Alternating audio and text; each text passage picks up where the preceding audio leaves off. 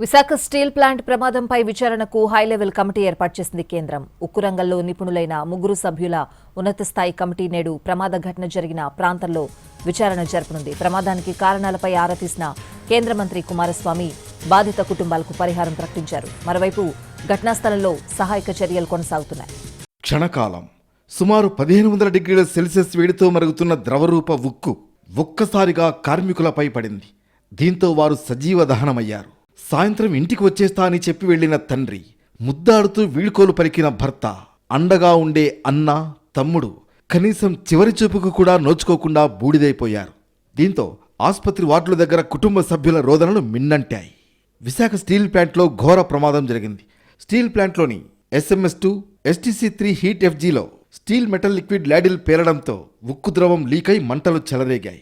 1500 డిగ్రీల వేడితో steel metal liquid ల్యాడిల్ ద్వారా ఉక్కు ద్రవాన్ని లిఫ్ట్ చేస్తుండగా ఈ ప్రమాదం జరిగినట్లు తెలుస్తోంది. ప్రమాదం సంభవించడంతో భయాందోళనలకు గురైన కార్మికులు, ఉద్యోగులు బయటకు పరుగులు తీశారు. మృతులు అప్పారావు, ప్రభాకర్రావు, కృష్ణ, రమణ, త్రినాథ్, అప్పలరాజు, కుమార్గా గుర్తించారు. వీరిలో 5 విశాఖ స్టీల్ ఉద్యోగులు కాగా 3 ఒప్పంద కార్మికులని అధికారులు తెలిపారు. విశాఖ స్టీల్ ప్లాంట్ ప్రమాదం జరిగిన ప్రదేశాన్ని కేంద్ర మంత్రి కుమారస్వామి పరిశీలించారు. ప్రమాదానికి కారణాలపై అధికారులను అడిగి తెలుసుకున్నారు. ఈ పర్యటనలో కేంద్ర మంత్రి కుమారస్వామి వెంటే మరో కేంద్ర మంత్రి రామ్మోహన్ నాయుడు ఉన్నారు. మృతుల కుటుంబాలకు 25 లక్షలు, గాయపడిన వారి కుటుంబాలకు 10 లక్షల చొప్పున పరిహారం ప్రకటించారు కేంద్ర మంత్రి. మరోవైపు స్టీల్ ప్లాంట్ ప్రమాదంపై విచారణకు హైలెవెల్ కమిటీని ఏర్పాటు చేసింది కేంద్రం.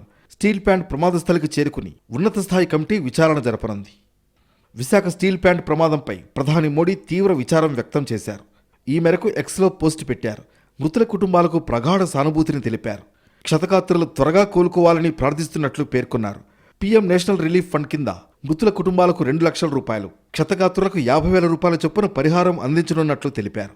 విశాఖ స్టీల్ ప్లాంట్లో జరిగిన ప్రమాదంపై ఏపీ సీఎం చంద్రబాబు దిగ్భ్రాంతిని వ్యక్తం చేశారు. ప్రమాద ఘటనపై అధికారులతో మాట్లాడారు. పలువురు కార్మికులు చనిపోవడంపై తీవ్ర విచారం వ్యక్తం చేశారు. క్షతగాత్రులకు మెరుగైన చికిత్స అందించాలని, అన్ని శాఖలు సమన్వయంతో సహాయక చర్యలు చేపట్టాలని ఆదేశించారు. ప్రస్తుత పరిస్థితి, సహాయక చర్యలను స్టీల్ ప్లాంట్ అధికారులు చంద్రబాబుకు వివరించారు.